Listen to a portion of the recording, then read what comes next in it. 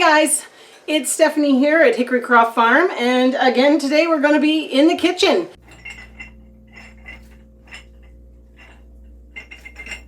We had our turnip harvest, and we're now going to make that into one of our favorite things to use turnips for, which is fermented pickled turnips. Now, if anybody is familiar with shawarma sandwiches, those pickled turnips, that's what we're talking about that you get on there, those little kind of pink sticks. They are to die for. Now, I have done canned ones as well as fermented. The fermented, I find the flavor is amazing. So what you're going to need for that is your turnips, 3 beets, and a brine, which we'll go through making afterwards. Now, your beets do have to be skinned. There's my, whoop! That one's on the floor. We'll wash it again.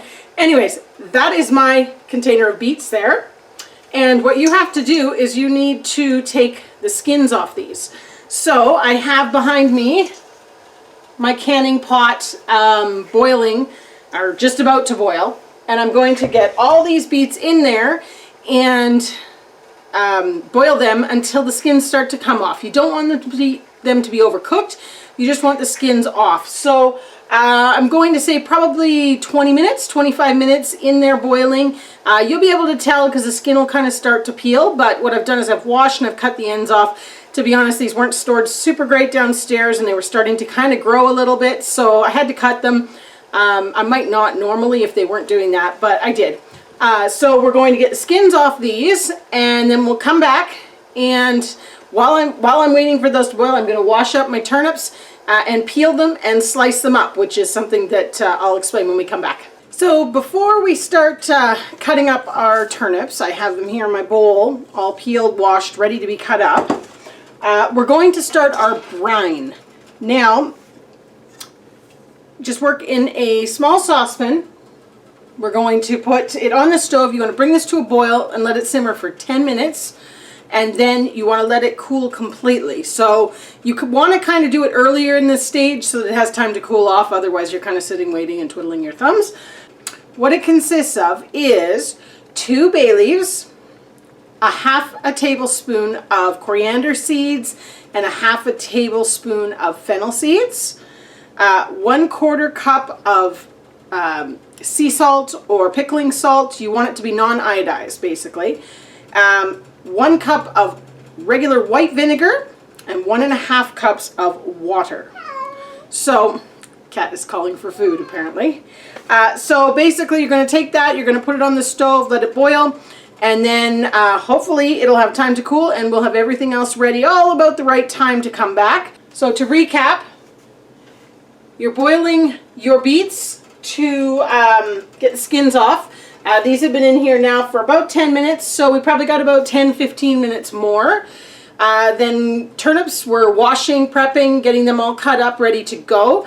And then our brine, which we're cooking on the oven or on the stove to a boil, simmer for 10 minutes, then let it completely cool. The only other thing you're really going to need for this is garlic. We like garlic.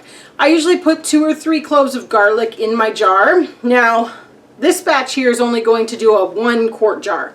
I like this recipe because you can work in small batches. You could divide that into 2 smaller jars if you prefer. It is fermented, so you need to have the little lid and cap, which I will show later in the video. But you want that jar sterilized and ready to go. Get it all sterilized, cleaned up, and then kind of let it cool off because you're going to have to pack all those turnips and garlic and everything in it. And your brine is poured on cold because it is a ferment, so you don't want that jar hot. We had left off with, we were boiling our brine and cutting up our turnips. Now we have the turnips all cut up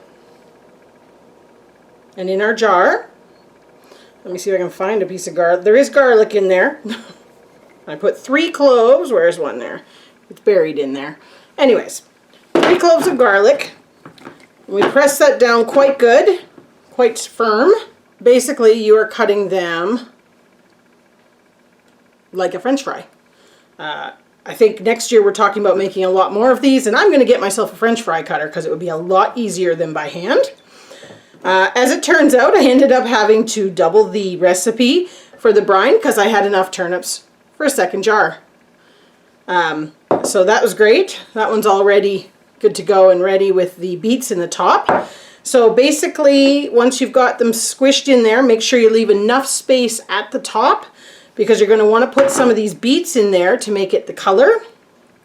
They taste good too. We eat them in this brine. It's very salty brine. It's not like a pickled beet brine that's sweet. This is a very salty brine. It's delicious. What you basically want is kind of one palm-sized beet cut up between the two. It says 1 small beet per jar, so I went with a big one and cut it up. I ended up with a little bit extra here, you can see. Here we go. So just give that a stir because all your fennel and coriander seeds are going to sit to the bottom. And pour it over. I'm making a big mess. Let's stir that again. I'm going to have extra, I know.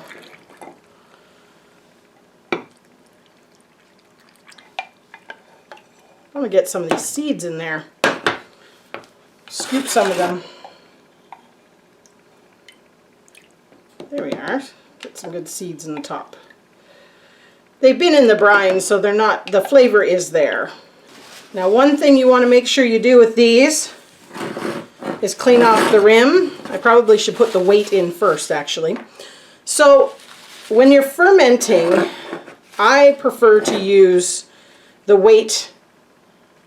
Whoops, I prefer to use the weight with the cap. We buy these at Lee Valley. I'm sure you can get them other places. Lee Valley is a Ontario, Canada company. But basically what you're going to do, the weight is a sterilized glass weight. You sterilize it yourself in the dishwasher or with your water bath when you do your jars. You put that in and it just keeps everything below the water level. Just like that. I may have a little too much liquid in here because I have a feeling we might explode over when I push. Let's take a little bit out. Clean off that rim. Just like that. Then you set your top on and your lid ring goes right on top of that. And there you go. Make sure you've got an open there, yep. So that it can vent out. And then you're going to let that sit for 5 days on the shelf in a cool, darkish spot. We usually put it on our canning racks down in the basement. And after 5 days, you can put that in the fridge. What I suggest is testing it. You might want to leave it another few days, depending on if the taste is right for you. And then they'll keep for months in the fridge after that. So, that's our fermented pickled turnip recipe. Don't forget to like, comment, and subscribe. I'm going to sound like the kids today. Have a good day.